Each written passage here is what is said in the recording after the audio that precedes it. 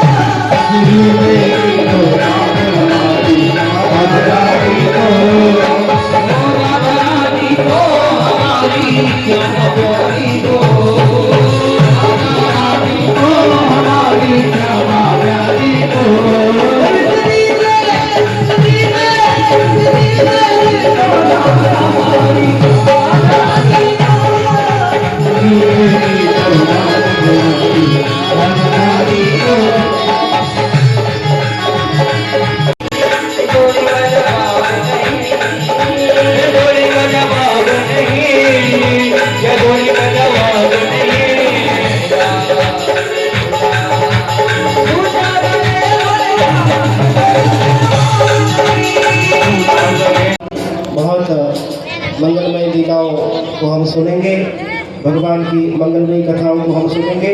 बाकी सभी भक्त अपना स्थान ग्रहण कर ले। नाथ है, साक्षात भगवान शिव है, बोले ये त्रिलोकी के नाथ है। और बोले ये भभूत सर पर तो अपने भभूत से अपने शरीर के ऊपर भस्मी रमाए हुए हैं, परंतु भगवान शिव का वर्ण कौन सा है? कौन सा है पता आपको? कौन सा वर्ण है भगवान शिव का? कर्पूर गौरम करुणावतारम संसार सारम भुजगेंद्रहारम सदा वसंतम हृदयारविंदे भवम भवानी सहितम नमामि। भगवान शिव की जो शरीर की कांति है वो बिल्कुल कर्पूर की तरह श्वेत है। ऐसा भगवान का दिव्य स्वरूप है। और आज भगवान शिव और मैया पार्वती का विवाह हुआ है और इसके उपरांत मैया में ऐसा दिव्य हिरण्यकश्यप का स्वरूप था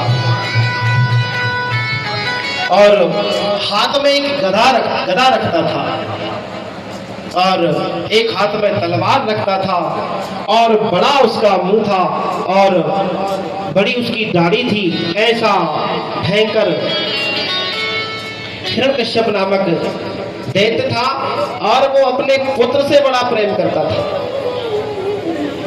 अपने पुत्र प्रहलाद से बड़ा ही प्रेम करता था। और जब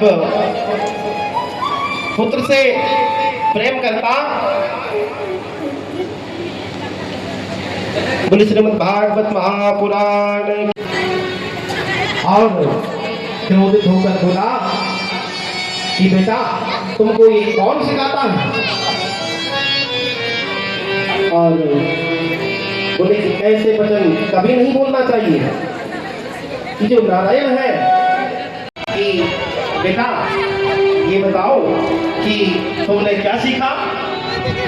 बोला कि पिताजी आप पूछते तो बार बार मुझसे एक ही बात हो। बोले बात तो आप बड़ी अच्छी पूछते हो, परंतु स्वभाव आप उसके विपरीत रखते हो। बोले कि आप पूछते तो बहुत अच्छा हो, परंतु जब मैं बताता हूँ तो आपको बुरा लगता है। ईश्वर से बड़ा इस संसार में कोई भी नहीं है। बोले कि मैं तो ये कहता हूँ कि सिखाया। कुछ समय हुआ, थोड़े समय बाद हिरण्यकश्यप पुनः एक दिन अपने पुत्र से मिलने आया और जब पुत्र से मिलने आया और अपने पुत्र को हिरण्यकश्यप ने अपनी गोद में उठा लिया। खाइए और बड़ा भयंकर वो दुष्ट राक्षस था। उसने कहा कि गुरुजी ध्यान रखना बोले आपने यदि ये बालक को सही से नहीं सिखाया तो मुझसे बुरा कोई नहीं हो सकता। गुरुजी को सौंप कर चला गया। गुरुजी के पास सारा कीटा, परंतु कहते हैं ना, जाको राखे साइया, मार सके ना कोई, बाला वाका कर सके जो जग वेदी होए। परमात्मा जिसका रखवाला हो उसका कौन क्या बिगाड़ सकता है। प्रहलाद जी की मृत्यु किसी भी अवस्था में नहीं हुई। एक दिन हिरण्यकश्यप की बहन आती है जिसका नाम है होलिका। होलिका एक ही बात जपते हैं प्रहलाद जी, नारायण नारायण। और भक्त प्रहलाद जी तो कीर्तन ही बस एक ही करते हैं। प्रहलाद जी क्या कहते हैं? नारायण नारायण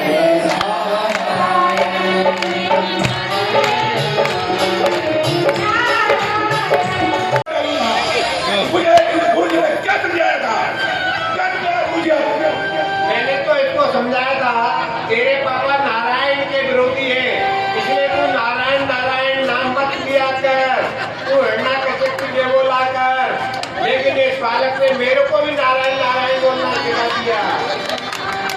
आपने इसलिए बच्चों को ज्ञान सिखाया, लेकिन मेरे बालक को क्यों नहीं पढ़ाया? ये बच्चा नारायण का भक्त है, ये मिर्चे डरने वाला नहीं है। मार डालो इसे, मार डालो, पहाड़ पर फेंक दो, गड्ढे में डाल दो इसे पुत्र को। हिरण्यकश्यप कहता है कि महाराज ये कट सत्य है कि नारायण ही सत्य है, इसलिए आप इसका विरोध नहीं करें, आप ये नारायण नारायण जपे, आपका भी कल्याण हो जाएगा। नहीं, हम भगवान हैं, हमसे बढ़कर दुनिया में कोई नहीं है। धर्म का उपचार हो, अधर्म का उपचार हो, धर्म का नाश हो। अरे दुष्ट वाले, तेरी मृत्यु निकट आ गई है, अब तू मेरे हाथ से नहीं बचेगा। गुरुजी, इसे पहाड़ की कदरों में फेंक दिया है। नारायण तो हर जगह है, मुझ में भी राम और तुम में भी राम है, खड्ग में राम और खंभ में राम है, खड्ग में भी राम और तुम में भी राम है, खड्ग में राम और खंभ में राम है। प्रहलाद जी महाराज कह रहे हैं कि खड्ग में भी राम है, खंबे में भी राम है। बोले परमात्मा तो हरि व्यापक ने सर्वत्र समाना, प्रेम से प्रकट होय में जाना। बोले परमात्मा तो हर जगह है। अरे दुष्ट, कहाँ है तेरा परमात्मा? और देखते ही देखते ऊपर हिरण्यकश्यप सब दूर है मेरा नारायण। प्रहलाद जी कह रहे हैं कि मेरा परमात्मा ऊपर भी है, नीचे भी है, दाएं भी है, बाएं भी है, सर्वत्र मेरा परमात्मा है। हिरण्यकश्यप की नजर अचानक से खंबे पर पड़ती है और उस खंबे को देखकर हिरण्यकश्यप बोलता है, क्या इस खंबे में भी तेरा भगवान है? अरे दुष्ट, क्या इस खंबे में भी तेरा नारायण है? इस खंबे में तेरा प्रभु नारायण है? प्रहलाद जी मन में विचार कर रहे हैं और कहते हैं कि हाँ पिताजी, इस खंबे में भी मेरे नारायण है। तभी हिरण्यकश्यप जोर से अट्टहास करता है, हंसता है अरे दुष्ट, अभी मारता हूँ तेरे को। और अपने गधा का तलवार प्रहार उस पर जोर से करता है और तभी भगवान नरसिंह प्रकट हो जाते हैं। बोले नरसिंह भगवान की, बोले नरसिंह भगवान की। भगवान नरसिंह और हिरण्यकश्यप में जोरों का युद्ध होता है। भगवान उसको युद्ध करते करते भयंकर युद्ध करते हैं और उसको इसी प्रकार से युद्ध करते करते सायंकालीन बेला हो जाती है। और जब सब प्रहलाद जी महाराज बच गए हैं, बोले श्रवण नारायण भगवान की, असत्य पर सत्य की विजय हुई। जब हिरण्यकश्यप अत्यधिक परेशान हो गया, अपने पुत्र हिरण्यकश्यप अपने पुत्र से अत्यंत प्रसन्न हो गया, अत्यंत जब क्रोधित हो गया तो एक दिन उसने अपने पुत्र को सामने बिठाया।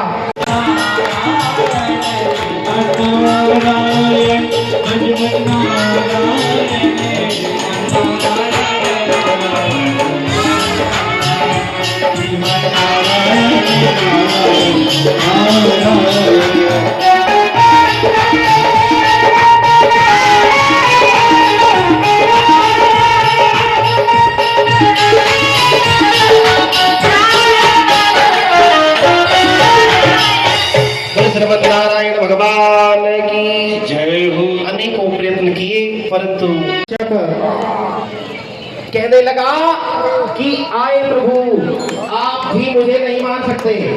बोले अब भी आप मुझे नहीं मार सकते। भगवान बड़े सहज भाव से बोले कि मैं तुझे क्यों नहीं मार सकता।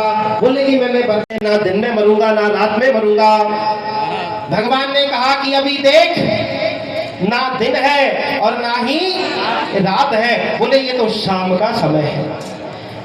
फिर हिरण्यकश्यप अट्टहास करता है। बोले इसीलिए तुझे जंघा पर बैठाया है और बोला कि फिर भी आप मुझे नहीं मार सकते। बोले मैंने वरदान प्राप्त किया है कि ना मैं अस्त्र से मरूंगा ना अलग से महीना अधिक मास बनाया है। और अधिक मास का जैसे ही उस महीने का भगवान ने निर्माण किया और अपने दोनों नखों के माध्यम से आज हिरण्यकश्यप का भगवान ने पेट को चीर दिया है।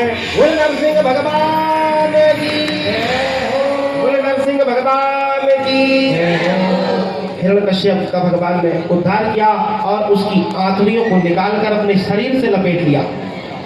जब भगवान का क्रोध शांत नहीं हुआ तब लक्ष्मण की स्तुति की है और भगवान नरसिंह ने आज नरसिंह रूप धारण करके भक्त प्रहलाद की रक्षा की है। बोले नरसिंह भगवान की जय। श्रीमद् भागवत महापुराण की। इसके उपरांत एक सुंदर भजन के माध्यम से हम एक भजन होगा।